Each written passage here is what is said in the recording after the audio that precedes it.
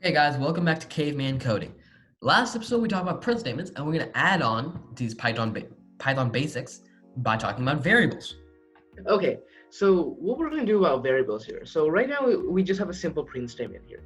So it says print my name is Caveman. So as we learned last time, this should just print my name is Caveman. But if we were to add, let's say, print one more thing. Let's do Caveman has won an award. Great. And then let's do one more sentence real quick. Print let's say caveman no, it's caveman's birthday. Okay, so now if let's say we wanted to change caveman, let's just say you wanted to plug your name in instead. So now we just create a variable. Let's just call the variable name is equal to let's name it Mark. Okay, so now if we wanted to change whatever this said, my name, let's just say we wanted to say my name is Mark instead of Caveman. All we had to do, instead of just changing this to Mark, which would work, except it would be easier to just change it to this, because then you can do it for multiple things at once. So oops, wrong variable, name. So if we were to print this right now, run this, it would say my name is Mark. Okay, so now we want to change this one as well. So to do that, we do the exact same thing, name plus has won an award. That would print Mark has also won an award. Here it's a little tricky. So now we want this quotation. So we want to change caveman's with an apostrophe s. So if we put a quotation there and put a quotation right there, and then we have to change caveman, let's plug that in with name. Oops. First we need a plus here, plus name, plus, and no space. So what this should do is if I run it, it would say it's Mark's birthday. Okay, so basically what happened here is, okay, let's just start out from the beginning. Print, which is a print statement that we learned in the last video, my name is, and that's our first statement, and the name right here, that's our variable. So basically what the computer is doing right here is print, it's printing my name is, and we're gonna add another thing, and that's our variable. And since our variable is Mark, that's exactly what it's gonna print. So let's just say we wanna make another variable. So let's just say we have whoever it is, so name, and that's our variable, which is also Mark in this case, and then name plus. So let's just say he is, 15 years old. But let's just say we wanted to change his age really fast. So basically all we have to do is come all the way over here and type age, and that's our second variable right there. So let's just say age, instead of 15, let's just make him 50. All right, so he is right here, and then we can just put quotation marks, and then we can just add right over here. So add, and let's just say instead of 15, let's just put age as our second variable. And then we can just go ahead and then again add another thing, which is years old, and that's exactly what it is. So let's just say if I run this code right here, he says Mark is 50 years old, and that's exactly what we wanted to do. Using this same logic, we can even create games like Mad Libs, and we can even use variables to make inputs. The next part in making something like a Mad Lib game would be the input, and this basically gets the user's input and then runs it into maybe a variable or a print statement. So let me give an example. So age, let's just say age is our variable right there.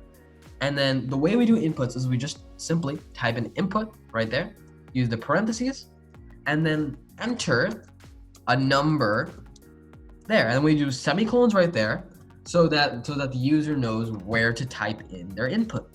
So let's just say I run this code real quick. So So if I run this code, it says enter a number. And if I type in 7, that's my input. But we can do more with this. So let's just say print, and then this will using the print statements that we did in the first video. So you are, and then right here, and then we can just add this right over here. And then this will basically take our input from the age variable right here, and then tell us our age based on our number. So let's just see if I can go ahead and run the print statements right here. So enter a number, let's just say 24. And then you are 24. And that's our age right there. And we can use this type of thing to make a Mad Lib. Okay, so now we're gonna make a Mad Libs. For this Mad Libs, what we're gonna have to do is input different parts of the sentence into different things. For example, so we want to create a new variable to replace the name Joe with anything the user inputs. So as we learned previously, we have to make a new input variable, like input. So we're gonna ask the user, enter a name. Oops, wrong one. Here. Okay. And then we'll take that out. We'll add name. So that would be whatever the user inputs. And now for favorite foods, we'll change this as well. Let's change this. So let me put some more space here. And then for here, we're gonna change, let's just say my favorite foods are crackers and cheese. So let's change this. Let's change cracker. Let's just take this entire part out. And then we'll add favorite food as a new variable. Favorite.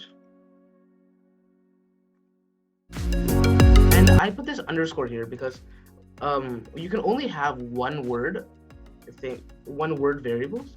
But if I put an underscore, Python changes it and makes it as thinks it's a one word. So this just makes it easier to read. If you want to have 2 words or even multiple, you can even have multiple. You can have 3, 4, 5. The variable can be as long as you want it. Let me change the spelling real quick. And then for this input, let's just ask the user, enter a singular noun. Okay. And here we'll do plus and then add the variable that. And we have to have 2. So and let's have another thing. Let's do enter, and let's make this let's just make another variable. Let's just name it food, and have the input be another singular noun. Input enter another singular noun. Okay. And then also here we need to include the food. There we go. Tab. Okay, so these 2 sentences are done. And now we'll edit these 2. My favorite activities are running and jumping. So basically, just to go a little bit more in depth about what exactly the computer is doing here. So print my name is, and that's our simple print statements from the last video, and then plus our name. And if you see here, so we have a name variable right here, and we have a name variable right here. So then it'll take this user's input of a name and just insert it right in there. And it'll do the same thing for every single one of these print statements. So yeah, so let's just say my favorite foods are, I don't know, pizza, or that's my singular noun. Or if we do another food, let's just say I like pizza and shoes. And that's pretty much exactly like a Mad Lib. So yeah. Also, Manus, what's a plural noun, or a plural verb? A plural verb, I'm pretty sure that's a thing. No, it's not. A verb and ing. No, let's just see this. A plural verb. We're editing this part out. No way. Yeah, that's a thing. Yeah, but that's not it. It's a verb in ing form. It's okay. Oh, there's gonna be a lot of editing on this video. Let's just go. Hurry up, hurry up. No, Monas. I have to edit that part now. Just go. Okay. Okay, fine. I have to edit. Enter another verb. In ing form. Enter a verb. So we'll do ending in I. Ending in I and G. And let's do the same thing over here. And enter another verb ending in ing. Okay. I'm going to finish the sentence off. My favorite activities are. So now we need to first close these quotation marks. So let me just put a one quotation mark. Even if you put one quotation mark, it works. You don't have to do double quotes all the time. So here we're going to add the first activity, activity 1. And then also we're going to do another and. I forgot the plus again. And activity 2. Activity 2. Okay, so now I'm gonna do this Mad Lib that my friend made. So let's just say I like the name Jim. Okay? And a singular noun, shoe. Another singular noun, okay, well, door. Okay? A verb ending in ing. Clicking. And then another one, bowling. That seems like a good ing verb. And okay, so now let's read this funny Mad Lib. My name is Jim. My favorite foods are shoe and door. My favorite activities are clicking and bowling. And that's how you basically make a Mad Lib. Like, if you make these, you can make these infinite more complex, and they can make this a lot funnier. But yeah, that's how you do Mad Lib. Wait, let's quickly fix over here. We can just quickly fix this. If you have some spacing issues, that might be one thing that you can fix.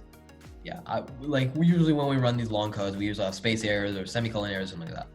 So yeah, guys, that was today's video. Hope you guys enjoyed. Make sure to subscribe and like the video, and we would love some feedback because this is only our second video. So please leave a comment. Yeah, and see you guys in the next one. Keep coding, K class.